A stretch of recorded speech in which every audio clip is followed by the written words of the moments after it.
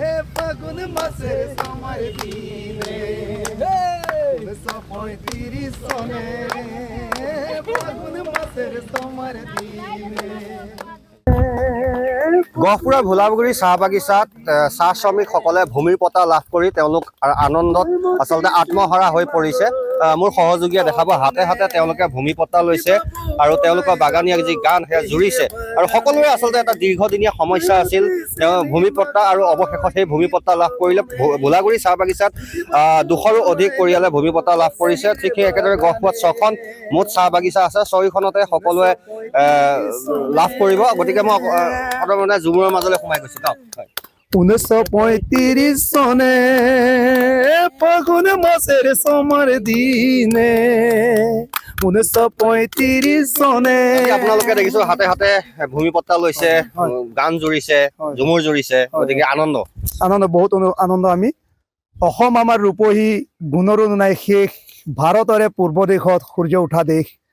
এই অসম আই মাতৃৰ বুকুত আজি আমি আমাৰ পূৰ্বপুৰুষ প্ৰায় 200 বছৰ অতিবাহিত কৰিলে আৰু 200 বছৰ তেওঁলোকে বা আমিও যি শোষণত ভুগি আহিছিলোঁ, আমাৰ যিমান সমস্যাবিলাক আছিলে, বিশেষকৈতো আমাৰ সমস্যা আছিলে মাটি পাট্টা আমাৰ নিজৰ বুলিবলৈ একোৱেই নাছিলে। গতিকে আমি এই সুদীৰ্ঘ 200 বছৰৰ পিছত ভাৰত তথা অসম চৰকাৰ যি বলিষ্ঠ নেতৃত্বত মুখ্যমন্ত্ৰী হেমন্ত বিশ্ব শৰ্মাদেৱৰ যি বলিষ্ঠ নেতৃত্বত আমি আজি 200 বছৰৰ পিছত আমি নিজৰ বুলিবলৈ মাটি পাট্টা পাইছোঁ। গতিকে আমি ইমানেই আনন্দটো অনুভৱ কৰিছোঁ। আমি সেইকাৰণে আমি অসম চৰকাৰ তথা অসমৰ মুখ্যমন্ত্ৰী হিমন্ত বিশ্ব শৰ্মাদেৱক আমি অন্তৰেৰে বহু শুভেচ্ছা জ্ঞাপন কৰিছোঁ। আপোনাৰ ওচৰলৈ আহিছে, কেনেকুৱা লাগিছে ভূমি পট্টা আজি হাতত লৈ আছে আপুনি? পট্টা লৈ মই আজি বহুত আনন্দত ভাল লাগিলে।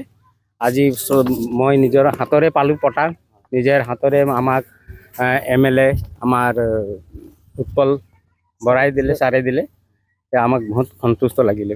বাইদেউ কি ক'ব? পট্টা লৈ আছে আজি, খুব আনন্দ নিশ্চয়। বহুত আনন্দ লাগিছে।